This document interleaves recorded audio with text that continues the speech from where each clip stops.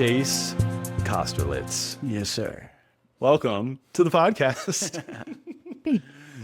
Yeah, brother. I'm excited to interview you today, to go into your journey a bit, into your path and all the insights you have for our listeners, because we have yet to actually do an episode that's around your path and how you've created the life you have and what brings you to this moment in time of such an embodied, beautiful man that you are. Thanks, brother.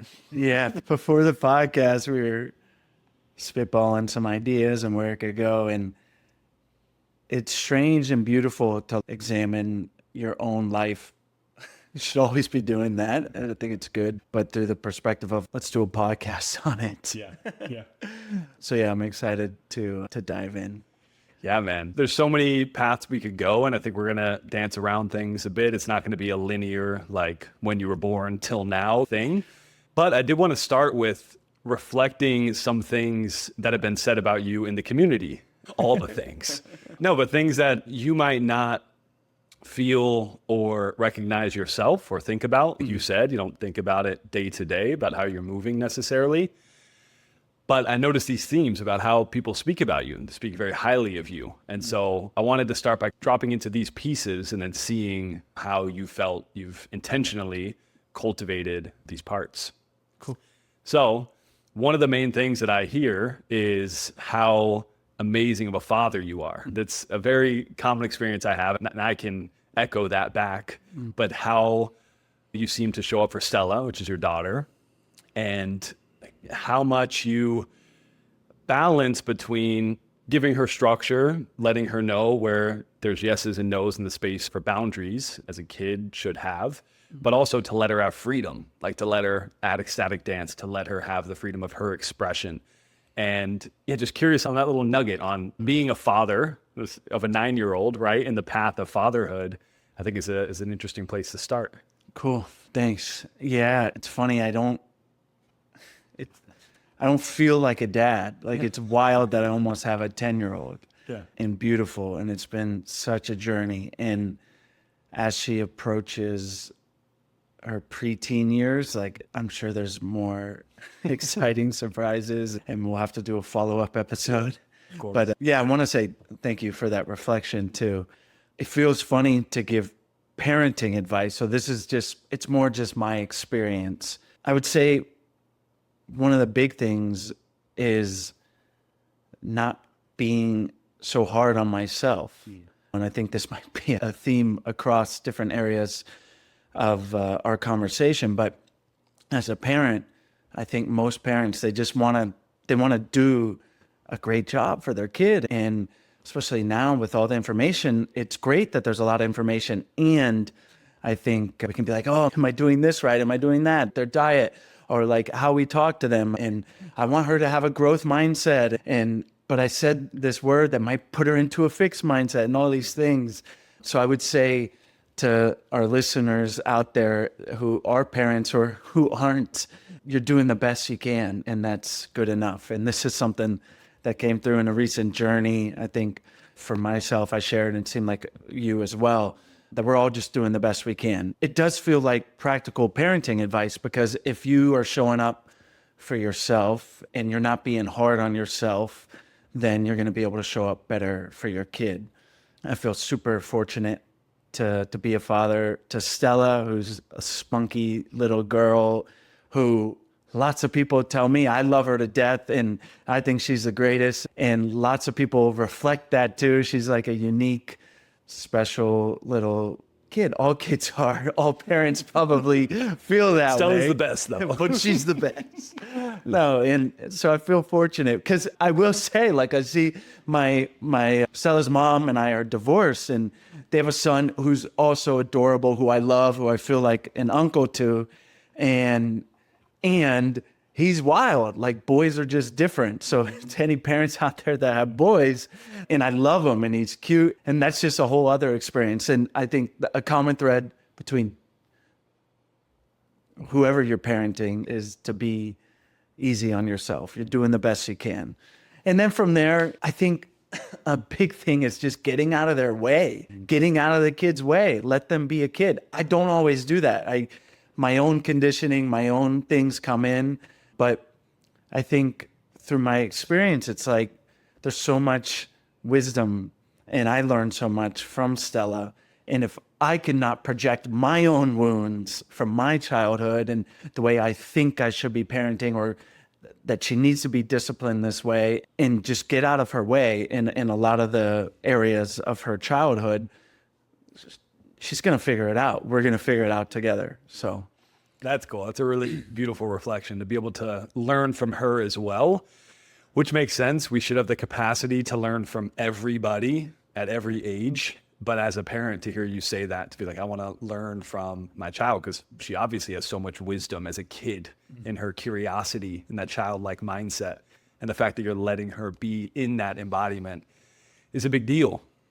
And the other point of seemingly the more you know, the more pressure that gets put on yourself, because the more information you find out, like you said, the growth mindset, you find out different patterns, you find out how kids get traumatized, you find all these things, and then you're like, oh, I'm doing the thing. Like, the more you know, the more pressure that you feel, the more responsibility you have, but really to show up and to allow and to be enough moment to moment, because it's going to be felt if you're stressed out, or if you're blaming yourself, or if you're not loving yourself, she's going to feel that. So really, it seems like the embodiment is so important in parenting.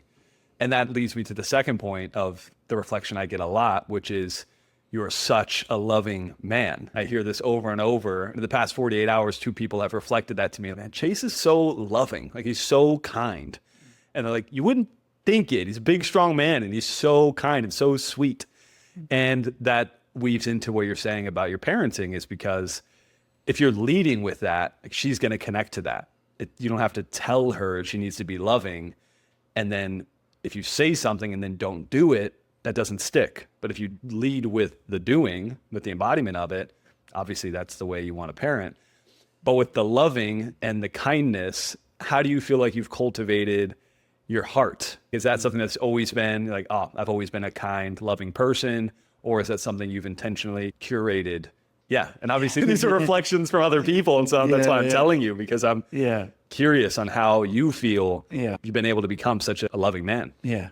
Thank you for that. It's funny, like, these things, I wouldn't say they're hard to hear, but I'm trying to work on receiving them just in general, not just in this conversation.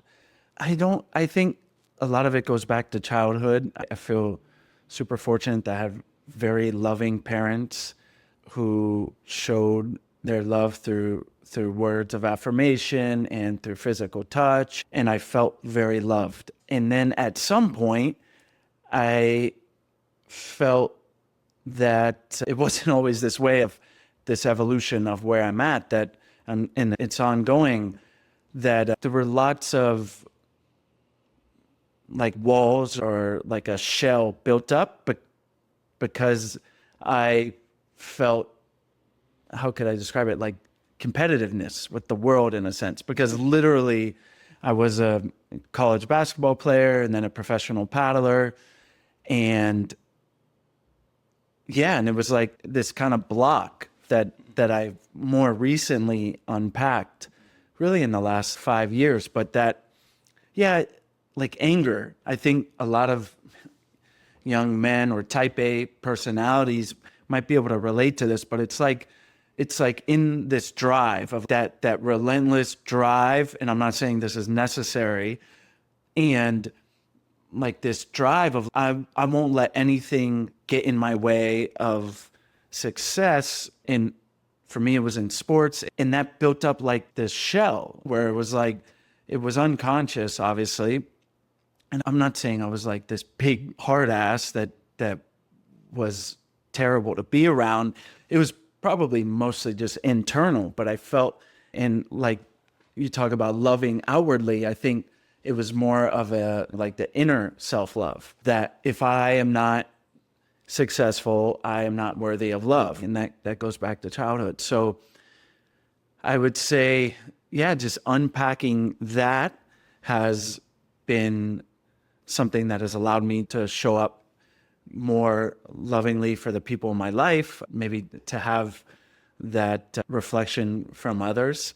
And it feels good that to not have to carry that weight. And I'm not saying it's not there, but compared to 5-10 years ago, it continues to come off. And just through practices of reading about these things are certainly valuable. Return to love. Yeah, Return to Love, Untethered Soul, I just reread. And through embodiment experiences, through plant medicine experiences, through ecstatic dance.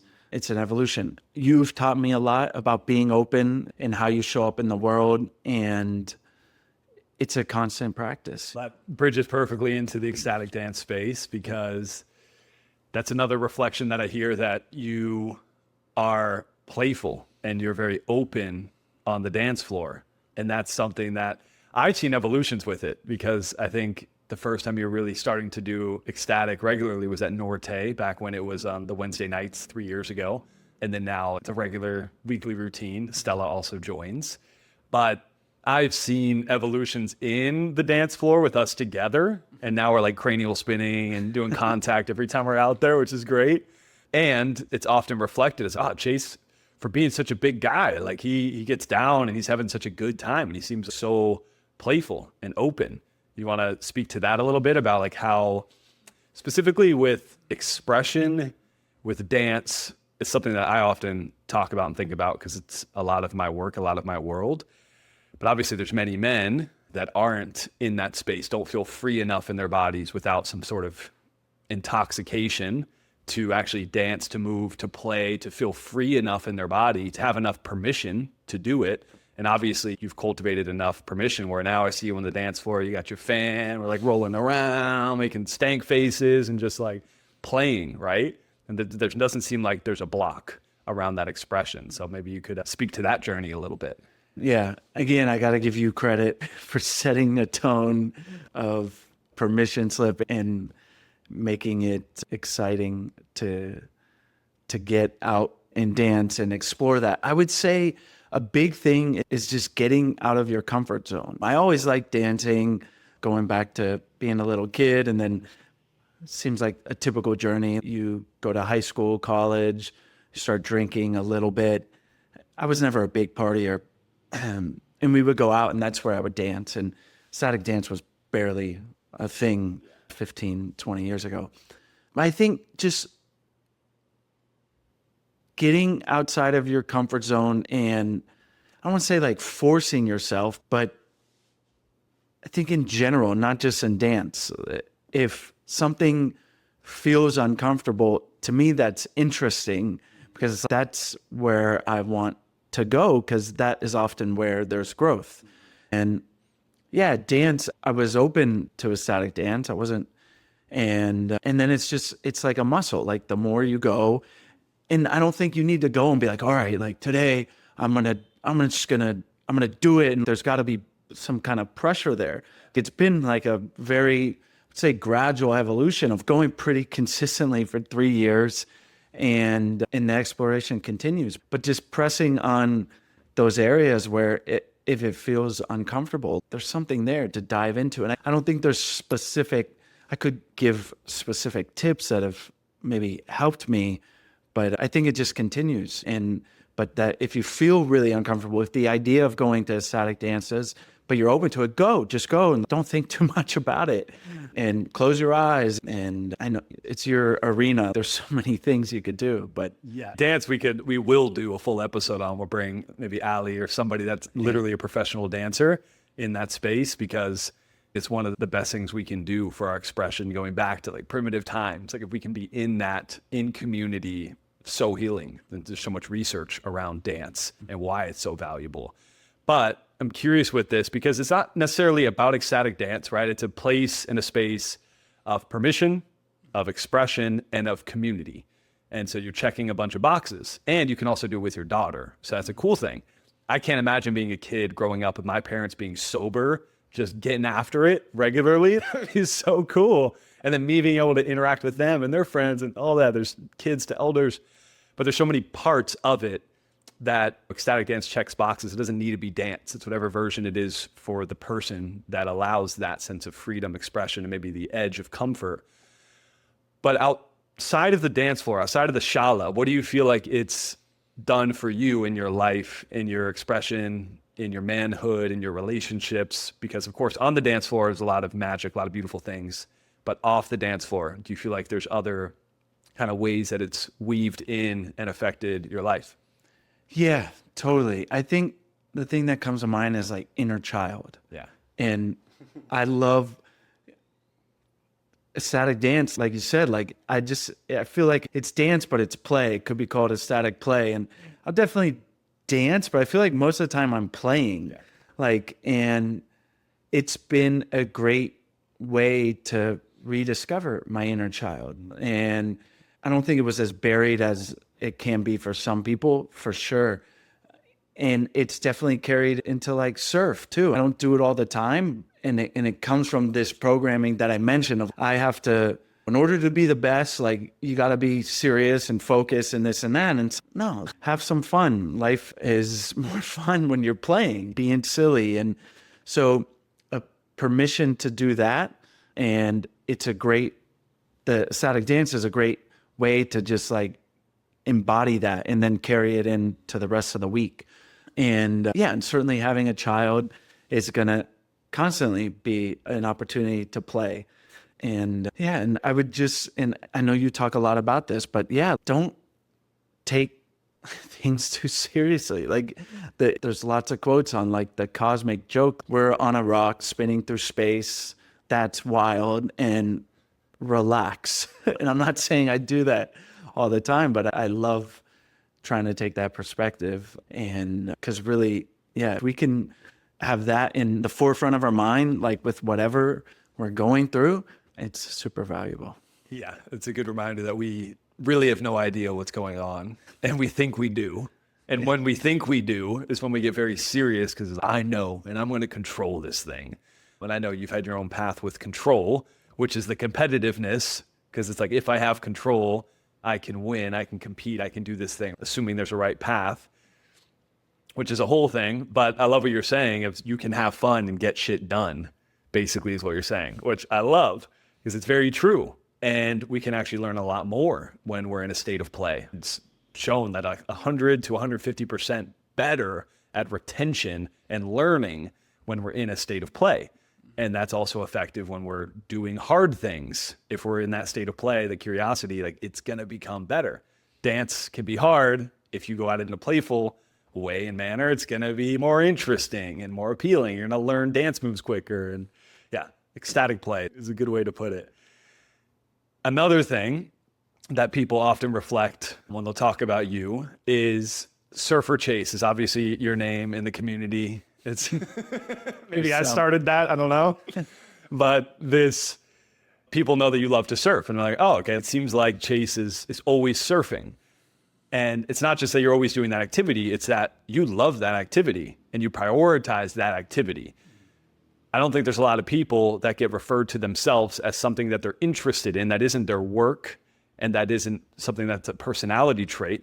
They really love that thing and they do it all the time. Surfer Chase. And that's kind of a good segue into how you've created a reality where you can surf every day, multiple times a day. You can do trips around it. Like your life kind of revolves around Stella and surf. Like you can, but you've created a life where that's the case. It didn't just happen by chance. You didn't just stumble into freedom, right? You're in your 30s and you have freedom in your life. Most people would see almost like they would need to get to retirement to have the sense of freedom that you have, that you've intentionally curated. And I'll acknowledge that it's very true. Like you've taken the actions and the steps and the prioritization to make it so you have the life you do, which is a badass life, to be in Costa Rica, to be able to surf most days, multiple times, and prioritize the things that you enjoy. And there's not many things that I see you do that you're like, oh, damn, I got to do this thing today. It's rare. A couple emails for your job and otherwise, but man, it seems like you've created a well-rounded life that's very intentional and that is very much about your freedom and for you to be able to surf regularly. So how did that come to be? How did you curate this life of freedom? Yeah, thanks for that. I feel super fortunate. And it was very deliberate. And you said path earlier, and I love this book. Have you read The Lion Tracker's Guide to Life? You've talked about it a Yeah. bunch. I haven't read it yet. Yeah, by Boyd Vardy. I highly recommend it. And he talks about in lion tracking, they say wrong path is translated from, it was an African tribe, and in English, it's wrong path, and how sometimes, and that's not a bad thing, because if you go down the wrong path, but then you come back, you're closer to going down the right path for finding the lion, and a metaphor for life. So I like to share that because, yeah, like it's easy to now say, yeah, I always had this path and it checked all the boxes, and I went down some wrong paths. But for the most part, I feel like I was very strong in my sense of the North Star, and is the way I could describe it. And again, through cultivation, and my parents take a lot of credit in instilling in me, find something that feels good to you and do it. And that's okay if it's not like becoming a doctor, because I think a lot of people can have that pressure. Yeah. So if you're listening, no matter what age you are, like I would say, go back to childhood and think about what are the things that lit you up, that you got really excited about to do. It could be like walking in the woods and this and that. And for me, it was basketball growing up. Like I have a intense personality around things I like. And so I think it was just like this recognition of like, why would I do anything else? I love basketball. I used to sleep with the basketball, like when I was 10. And so then as I got older, it was supported by my parents, and it just became like this muscle that I think the more I activated, the more I couldn't live any other way. And I don't think it's ever too late to do that. But certainly if you're younger, what a great head start to be in that headspace. And then it was just keeping that North Star as that's the objective. And for me, it was time to play basketball, and time is the most valuable asset, right? Obviously, it's not the first time that's been said, but really tuning into that and really going, all right, I want to be in finance, and asking yourself like, why? If it truly lights you up, that's exciting to you, awesome. But if it's because you want a car or you want a house to show off and be in the rat race and this and that, that's another journey of gaining perspective, but on the important things in life. But really staying true to that North Star, and then things tend to work out in your favor when you do that. I think you've done that as well in your journey. Like it has its twists and turns, but keeping that in. Also, it's good if you're not attached to material things, because I think what can often happen is people will have their star and they're like, yeah, but I want that car, or I want that whatever, that vacation to take pictures, but it's not really like genuine and it's not aligned. But then that derails you, because now you're pursuing this path that's not true to you. And suddenly you wake up 20 years later and you got a mortgage and a kid and you're doing okay, but you really wish you were surfing in Costa Rica every day. And now you work all year to take a trip there, when you could reverse engineer it and just try to tune in to that North Star and stay true to it. Yeah. And it's cool that even what you're saying, your North Star was basketball. Obviously, currently, I don't think I've ever seen you play basketball. So it's really shifted, and you actually don't even do it anymore. And now so even speaking to that, where a North Star doesn't have to stay the same. Yeah. It can shift and change. How did that unfold for you? Because I know it shifted a couple times, and then now you currently have it here. It could shift again, but it seems like it's something that wasn't just a constant. Yeah, that's a good question. Yeah, I mean, it's definitely shifted. And I would say within that, don't be attached to an idea, because it was really hard. I was a scholarship college basketball player, and my dad played professionally in Europe. So there's definitely things there. I loved the sport, and I wanted to do good in his eyes, in a sense. And I was burned out. I was burned out of basketball. It was like a job. It wasn't fun. College sports are intense. And again, so I was staying true to myself. I'm like, I'm not going to continue to do this thing that that doesn't light me up just because it's what I'm supposed to do or what will please my dad or will please my coach and I'm on scholarship and all these things. And it wasn't an easy decision, but I made a decision. And again, I would say, and it was scary and it sucked. I hated telling my coach I was done. I hated telling my dad. And I'm so glad I did. And then I found kiteboarding, and there was overlap there because as I started to become not as interested in basketball, I was looking for something else. And then that North Star shifted. And then it was just, I want to do whatever I need to do to continue to kiteboard because I love doing that. And I became a kiteboarding instructor. And again, kite instructors don't make a lot of money, but I didn't care. I could kite every day. And meanwhile, I was teaching, like the guys we teach were doctors, lawyers, pilots.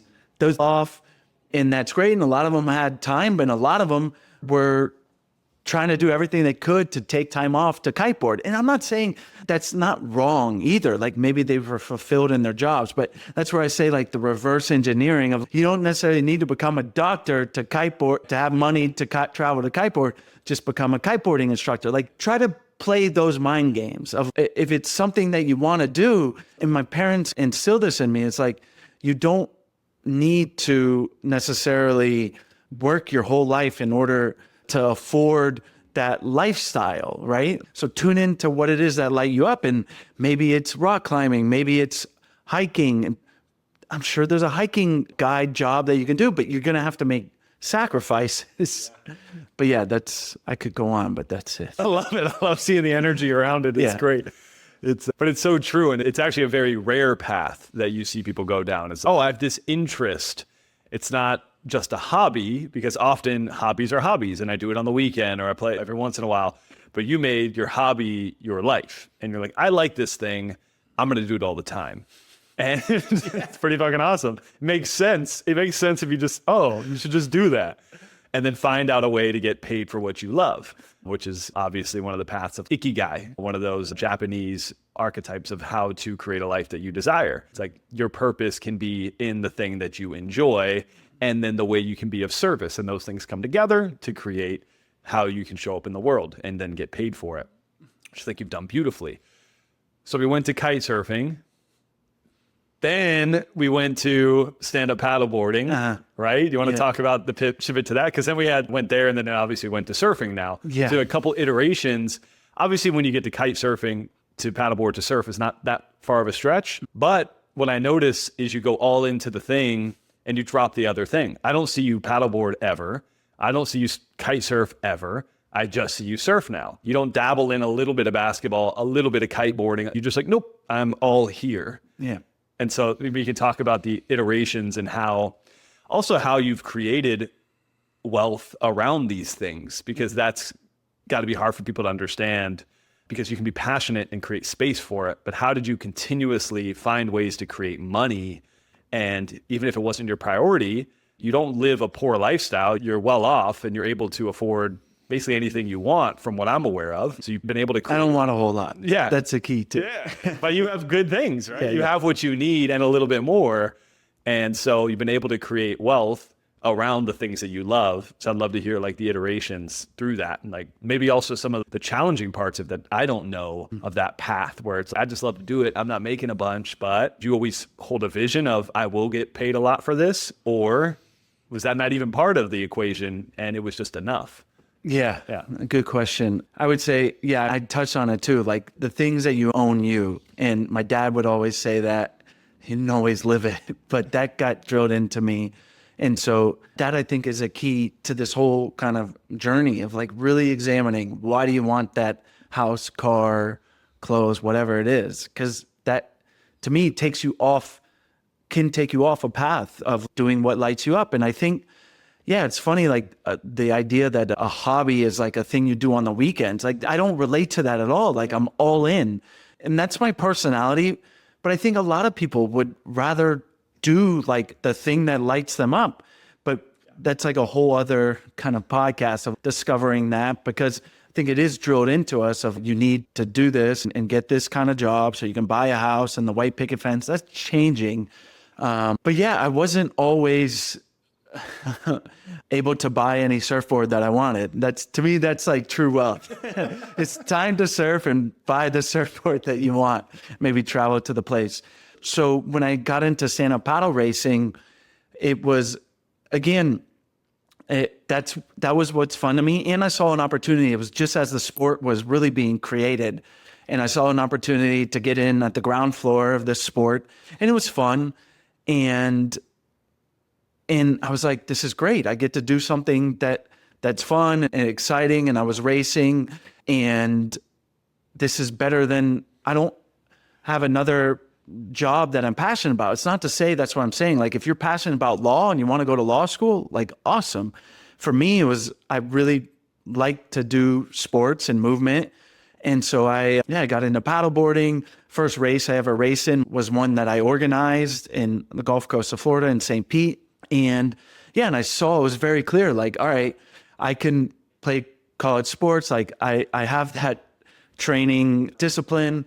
I'm going to get good at this sport and I'll probably be able to get sponsored and whatever. And it was as the sport was growing, and I did. But it was like a lot of hard work and all those things. But again, the thing is that staying true to like this idea of, I wanted to travel. I really enjoyed traveling, and I saw that there was an opportunity there, and I was in debt. So to go to what you were saying, I got sponsored and I traveled the world, and I wasn't in debt because of that. Actually, like, I was making a little money. And Stella's mom, Sarah, at the time, we were together for almost 13 years. And I would go to race in Europe for a month, and I'd be like, I want you to come. But we couldn't really afford it. But we were the mindset of, we're young, we'll put it on a credit card, we'll pay it off. And now's the time to do it. It's that whole idea of tomorrow, or when I'm 60 and retire. And that's another theme that I feel very fortunate to have instilled in me by my parents. But live your life now. Obviously, don't be like super financially irresponsible and these things. But again, I think one of the practices we'll do is fear setting, is what's the worst case scenario? And for me, a lot of years through my 20s was, if this doesn't work, we'll move back in with our parents. And that's a blessing to have that. Not everyone does. And it was still a risk. And I was comfortable with that. I'm like, hell yeah, I'm going to go race in Europe. Sarah, you're going to come because I want to share the experience with you. We'll put it on a credit card. And then I had a water sport, I had a business. I was making money through stand-up paddleboard tours. And the worst case scenario is we'll move back in with our parents. And I'm 38 now, and I'm not taking any risk, and I have a business that's flourishing. But if I was going to, I feel like I could still be like, you know what? I'm going all in on this. And worst case, I move back in with my mom. That's not the worst thing in the world to me. And again, I think a lot of people listening do have that option. So I would say it's so cliche, but it's follow your dreams. Don't wait until you're 60 to like finally go to the Bahamas or wherever it is that you want to, that you can afford it. Do it. There's no guarantees, but that's it for now. I feel like I'm ranting. Dude, motivation. Yes. Let's go. Do it. But it's honestly so simple. And what you're saying is true, which is why the fear setting, that's the practice you're gonna bring today, which is really awesome, is often we don't think about it. And that's a Stoic principle too. Begin with the end in mind and think about the worst case scenario, because that gives you freedom. And what you're saying is true probably for most people. They can move in back with their family, with a family member, or have something. They're not going to be homeless, worst case scenario, most people. And yet, they're like, oh, but I don't want to be perceived a certain way. Like, I don't want my ego, this, that, and the other. I'm attached to this car, this thing, like you said. But even hearing you say this now, like, honestly, it's fine if that happened now. And you have a kid, and you have a life, and you have this, and you're still able to be with that, and yet you have so many things that are working. You have a lot of wealth built around you, great lifestyle, and still you're not attached to it needing to look or feel a certain way, which is so much freedom. Exactly. The freedom of non-attachment is immense, and most people don't have that freedom. They don't give themselves that freedom. So it's really cool that you've had that embedded into you, and you've also followed it. You've stayed consistent with it. So this is all pre-Stella. This is all before you had a child. So let's get into, okay, stand-up paddleboarding. You're touring the world. You're doing that professionally. But then you're going to have a kid, right? You're like, oh, now it's not just me and my girlfriend. It's me, wife, kid. Most people, I would think, and I would have this assumption too, honestly, before meeting you, you have a kid, okay, should get serious. Let's make sure this, dot our I's, do all this, and make sure everything's super solid. And then a lot of stress comes in. It's a very stressful time when I see most people outside of Nosara. Actually, parents here are pretty amazing when they're having kids and relating. But when I was back in the States, it's very common that it becomes a very stressful thing. Like, it's going to be hard is the common experience. And not to say that it wasn't for you, but I'm curious, how did that shift of finding out I'm going to have a kid, I'm married or going to be married. I don't know exactly the timeline is that you're already married. I have a wife, I'm going to have a kid, and I'm still going to follow my hobby. I'm still going to live that. Like, how did that unfold for you where you still were able to follow your passion and follow your heart in this North Star, even though knowing I have a whole other layer of responsibility as a man now? Yeah. So it's not to say that my perspective now is obviously a lot different than in that moment. It was stressful. Yeah, of course. I think so. We traveled and we had the debt to pay off, but it was all with eyes wide open. And then when Sarah got pregnant, it was definitely like, all right, now I wanna be home, obviously. Like, I was traveling a lot. I want to be home with Stella, and I want to buckle down a little bit. And to anyone listening that is younger, it's like, you have plenty of time to get serious and buckle down. Like, I don't want that to get lost, especially when you're younger. Like, that's when it's easier because you don't have as many attachments or a kid or all these things.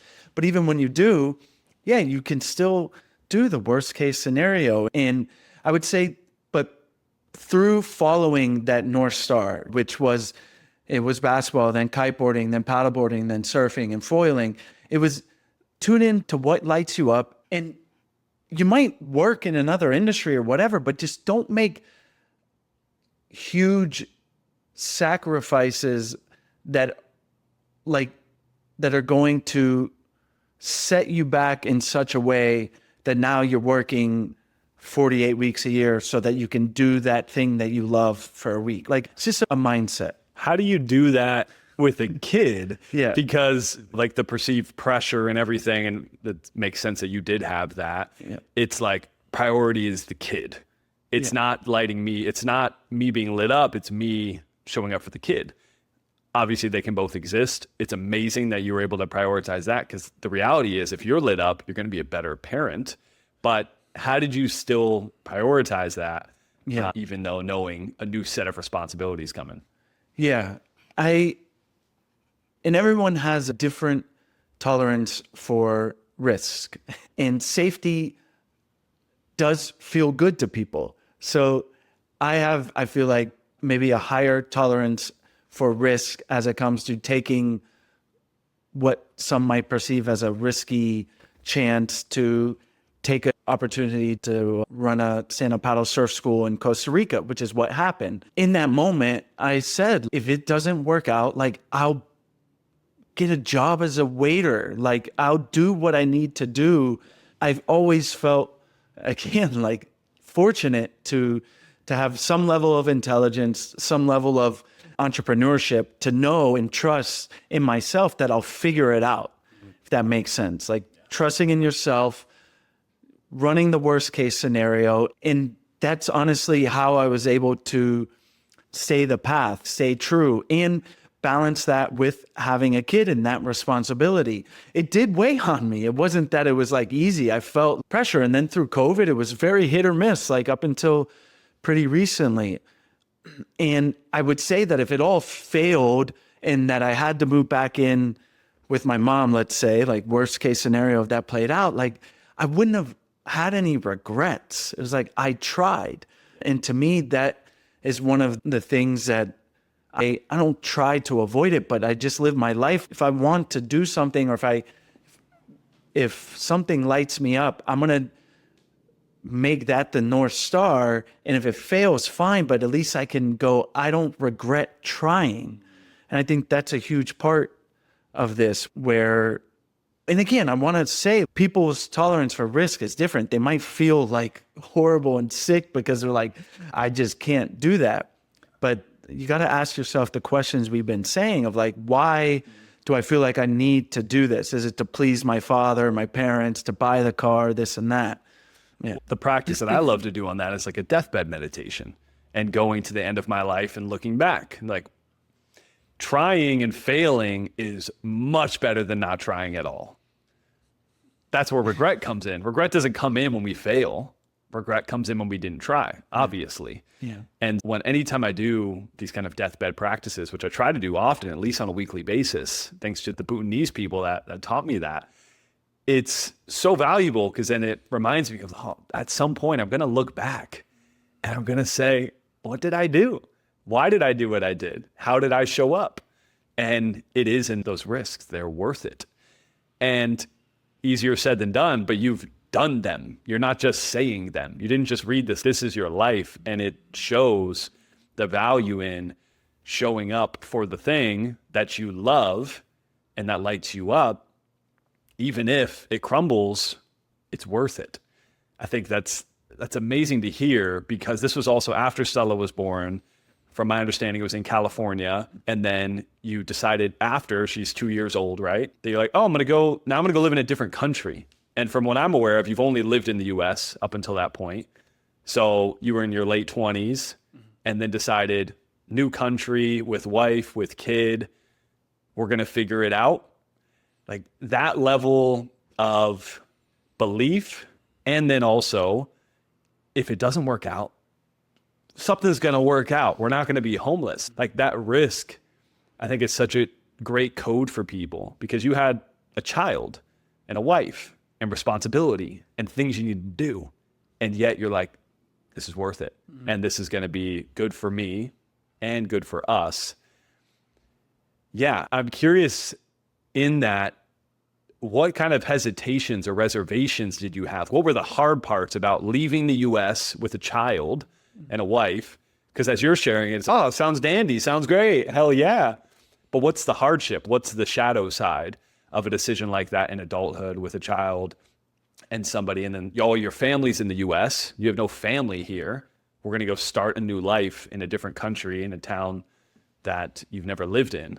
Like, maybe share some of the other side of the experience that maybe isn't beautiful and optimistic. I'm curious. Yeah, it wasn't always easy. The decision to come down here was because I was in a moment where my racing career, I was burned out. I was over it. And again, that's where I shift. Like I would say just that's such a muscle that I feel fortunate to have developed is if something doesn't light me up, I can't fake it. Like I'm not going to keep doing it. And if that's a career, if that's a scholarship, and the more you exercise that, the easier it is. And you just redirect. So in that moment, it was like I was over racing and I was looking for opportunities. Like I said, I wouldn't have been a waiter, nothing wrong with waiting, but it's like, I'll be a sales rep and I'll go into the sales side of stand-up paddling. And I had opportunities there. And that's where, again, if you follow the thing that lights you up, like within that industry, maybe you want to be a hiking guide and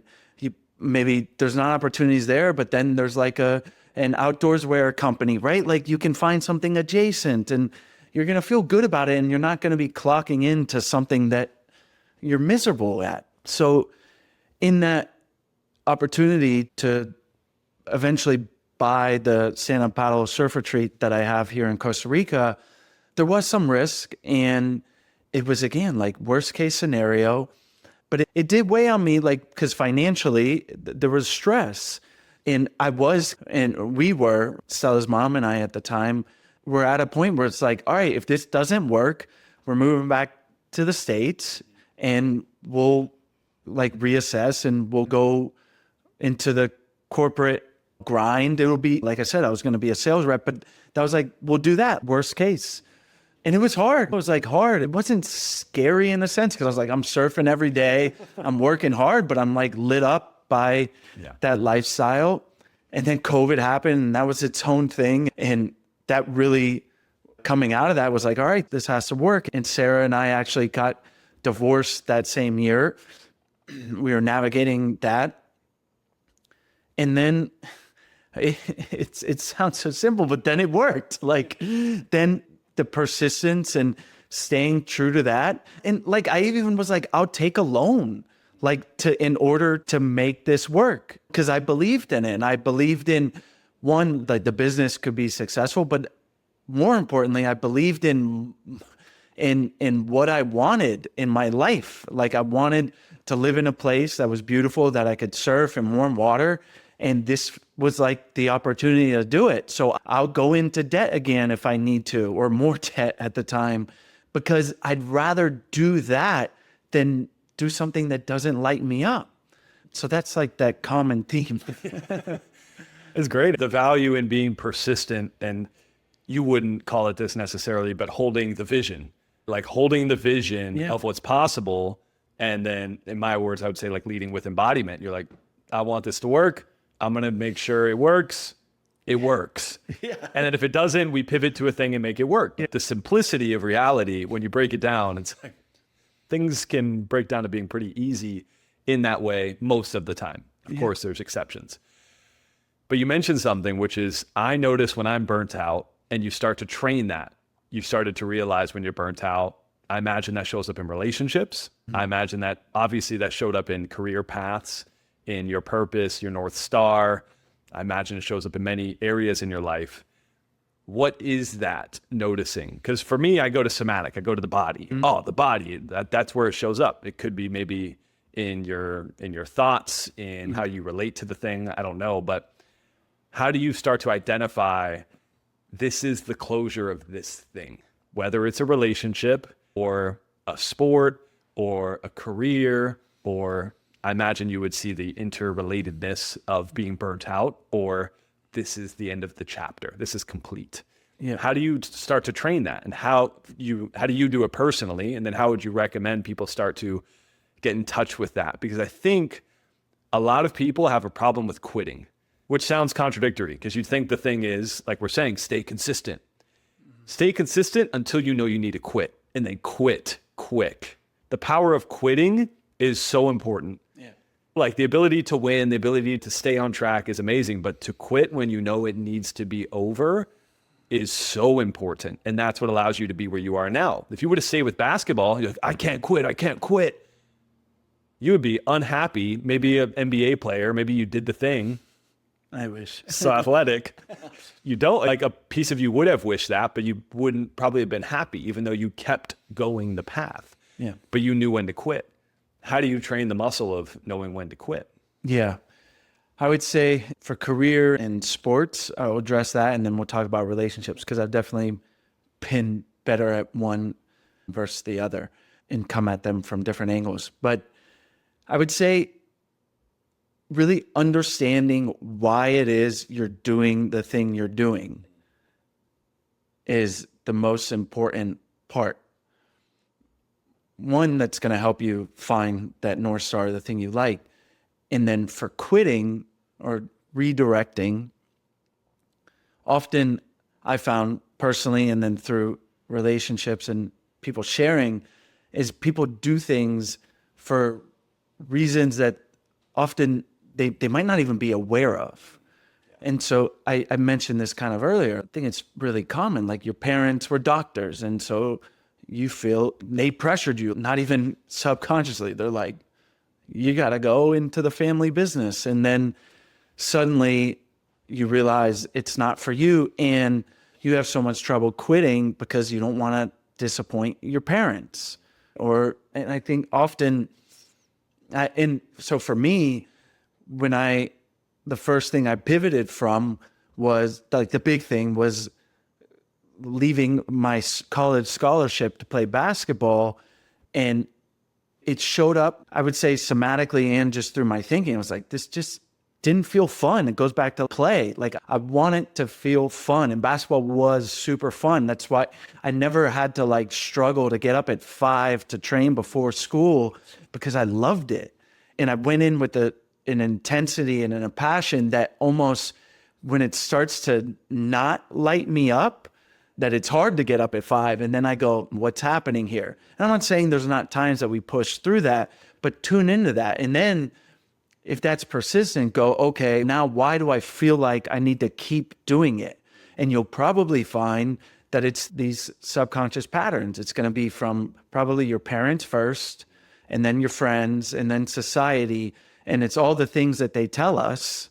And so, yeah, I feel like I've been able to, and it wasn't easy. Like, I felt really bad disappointing my dad, disappointing my coach, and like almost myself of, hey, I still almost to this day identify as a basketball player, even though I haven't played in a full game in 17 years, because I lived it and breathed it, and I had to let go of that identity. I think that's another big thing, is people are attached to who they are when they do that thing or when they're in that relationship. So I think that's really the big key to quitting or pivoting, is to understand, why am I really doing the thing? Yeah, that makes a lot of sense to me, especially in the activities and the things that light you up, especially when it comes to purpose and things that are your North Star. In relationship, though, I imagine there's nuance there from what you're saying. You ran the relationship podcast for 8 years, so you know everything about relating, obviously. Yeah, perfect. But of course, if the relationship stops lighting you up, it's not, okay, next relationship. It's not that easy. It's not that straightforward. That's not what people should do. But how do you know when to lean into the hard thing, get therapy, go ask deep questions, not avoid the conflict, whatever it is, go in, versus, okay, it's time to bring this relationship to a close? And maybe you could speak directly to you versus all people should do all relationships like this, unless you have the code for all relationships when they should go or stop. But yeah, I'm curious, because it's obviously a bit different than that, but you've been able to close relationships, even though they're challenging. And I know your past, and you've done it in beautiful ways. You've done it in ways that created conflict, but you've been able to navigate different relationships, continuing when they need to, and then closing when they need to. And it seems like you've created a lot of awareness around relating sense. So I'd love to hear the difference in quitting in relating. Yeah. And I think we mentioned it on previous podcasts, but I'm not a relationship expert. And I did interview almost 500 therapists over the course of almost 10 years. Basically an expert. Yeah. I learned a lot, and I don't always apply it, but I learned a lot. And yeah, as you said, every relationship's different. Like, certainly when you're dating, you could probably cut things off a lot faster. Like, I would say, if your values aren't aligned, and you can find that out pretty fast, that's going to be not a relationship you want to pursue. You're on your second date. It's clear that your core values are just very different. Cut it off. Like, you can quit that early. And then obviously, as a relationship goes on, your values are aligned, you like the person. It takes a while to really know someone. I would say, through my own experience and through the conversations I've had, I think they say about 2 years. And again, you never really know someone fully, because we never really know ourselves fully. But as far as a good foundational, deeper, intimate knowing of someone that you're in relationship with, 2 years. So your values are aligned, you're developing a relationship. And I would say, again, there's no right or wrong, but I think the big thing where there is a common thread to the hobbies is asking yourself why you're doing the things you're doing. That seems like a simple question to ask ourselves, and it's one that I have to remind myself to do. And I think it's such a valuable thing of, like, why am I asking this person out? Why am I still with them? Why do I think things should be this way? And when we start to unpack it, we realize it's our projections, our childhood, and then everyone's going to have like their own individual journey. Yeah. I'm trying to think. I've definitely learned through my relationships. I think I didn't date a whole lot. Stella's mom and I met at the end of college, and I hadn't really had many serious girlfriends before Sarah. And then we were together and we were married for 13 years. So most of my adult life. And so since then, since we divorced 5 years ago, I've had 4 girlfriends, long-term relationships, and I've learned a lot through those. And I think the more you understand yourself, obviously, and like, it's going to prevent you to entering into a relationship that just won't work. But these things a lot of times need to be experienced. Like, I can sit here and tell you, and I've learned a lot. But there's two main things I get from that. And the Simon Sinek wisdom of start with the why that's obviously usually applied to business, but in relationship is so important to reconnect to, because we get into patterns. Like, oh, we just have this person around, and then we just get into a loop and we don't stop and reflect. We don't have to drop in with the partner weekly. We don't have the time to stop and reflect with ourselves about why are we relating, or why am I holding back from this fully, or why in the ways that you mentioned, which I love and I constantly go into myself and give space for. The other piece that I feel is super valuable is in relating. I heard this from an expert in relating. I don't remember who it was, but he talked about how we need to love fully and quit quickly. So don't hold back your heart. Don't hold back your love. You talked about this. Go into the relationship. Give yourself. Don't wait. Give yourself the relationship. Show up fully. But when you know it should end, quit quickly, especially for younger adults, especially in those like early 20s, even early 30s. It's like, give yourself fully to the relationship. Go all the way in, but then don't let it carry on and drag the relationship out, because that's where micro resentments build. We push, we pull, and then patterns come up. You were speaking to that when you're like, hey, even if you're on a couple dates, don't think you need to keep showing up for that just because this opportunity has come. Like, quit quickly. Do that quickly, but don't do it from a withholding of love. And back to what you were saying earlier about return to love, untethered soul. It's right. It's like a lot of the wisdom in these teachings, and I think you do so beautifully, is you really give yourself. Like, I don't see you often hold back your heart or partially show up. You're a whole man. You show up with your whole heart. And I see you do that in the relationship that you have now, which is so beautiful. And then at any point, I imagine if you're like, oh, this doesn't fit, like, even though we're doing these things and it has a forward momentum, I know to cut this off. Maybe that's a good place to start closing up. But now, as you're in this new relationship, it's a newer kind of exploration. How do you let yourself start to do what I was just saying? How do you let yourself start to go into this unknown, be vulnerable enough as a man? Because I think it's often that men hold their cards close and don't really show up giving themselves to the relationship, while also being aware of, if you need to, not let this relationship continue and being able to close it. Like, how do you see yourself doing that now more than you've done in past relationships, now that you have this kind of newer experience? Yeah, I would say it's mixed. I would say I totally relate to the open-hearted and being loving. Like, that feels good. I think we're similar in that way.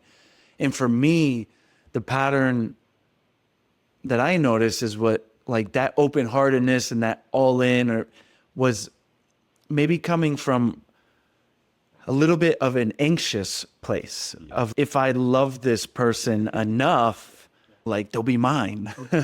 We'll have a thing and it'll be beautiful. It'll be the thing that I want, and they'll love me back. As opposed to, so I would almost say, what I'm trying to learn, it's not withholding my love, but coming from a more whole place that I've come to embody. It's not perfect. It's still a journey, but definitely coming out of my divorce and my previous partners, I'm still learning a lot, but I definitely learned a lot, because at 32, I was going into really my first adult relationship outside of my ex-wife from when I was 20. But yeah, I would say definitely examine, if you do feel like you're withholding, why? Ask yourself why. But then if you feel like withholding is not a thing and you're all in, also ask yourself why. And so for me, it was recognizing it's, oh yeah, I'm open-hearted, like, I love that. But it was like, it's coming from a place of anxiousness. And I felt that, like, I would feel anxious, and like I'd be loving up on my last partner, And it felt good, and it's not wrong. But what I felt that did was it also put me into a place where I would overlook things that it wouldn't work. Yeah. Not even like very practical things, like it was a long distance relationship.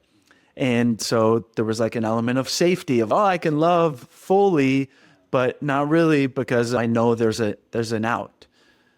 Yeah.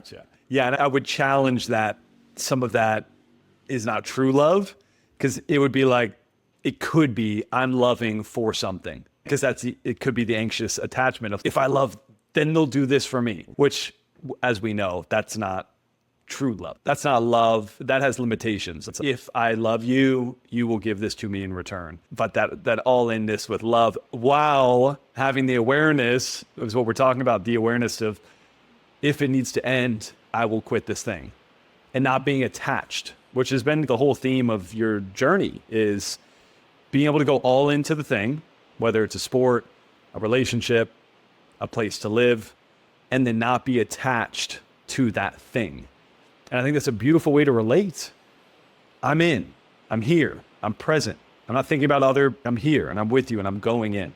And I'm not attached to this needing to become something in particular.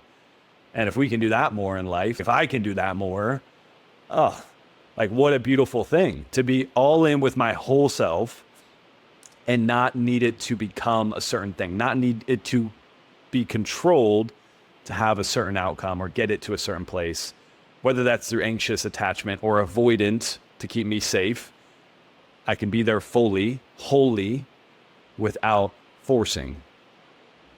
Yeah, that makes sense. Yeah. And asking yourself the why. But when it relates to that, because I feel like before I would project, and it would be an attachment to the idea of what I want and what it's becoming. And so I'm going to... And the potential of what that person can be, not who they are now, which is like one of the most challenging things in relationships. I see their potential. So I love that potential, and I'll love them so much that they'll become that thing. You're not loving them. Yeah. You're loving who they could be, which isn't true love. Yeah. Yeah. Yeah. So the last question is, we do this on the podcast for everybody. So I'm curious, since you mentioned it, being whole, I'll ask the question to you. Is, what does it mean for you to be a whole human? I would say it relates to the theme of the conversation and that would be to be tuned in to what it is that really lights you up and to pursue that. And it doesn't mean you have to move to Costa Rica and be all in, but that you feel that you are not going to be on your deathbed in regret having not pursued that thing that lights you up. And then in having the friendships is huge. So it's not just that one thing, all the other things that we know, the social wellness, but I would say that the big piece for me is the theme of today, is like staying true to... It doesn't have to be one thing, but pursuing the thing that lights you up, and that when you're on your deathbed, that you can go, I did that, or I at least tried, or there was a period of time, and not have a regret. Yeah. Beautiful. I see you do that so beautifully. I see you leading that charge and showing up for that every day. So it's beautiful to see your light, brother. Thanks, man. Yeah. Thank you, Ryan. Love you, dude. Love you. Yeah. It's great. Did it. Look, that was a pretty long episode. How long? I don't know. It felt like we went in. We used to have it. There was just so many good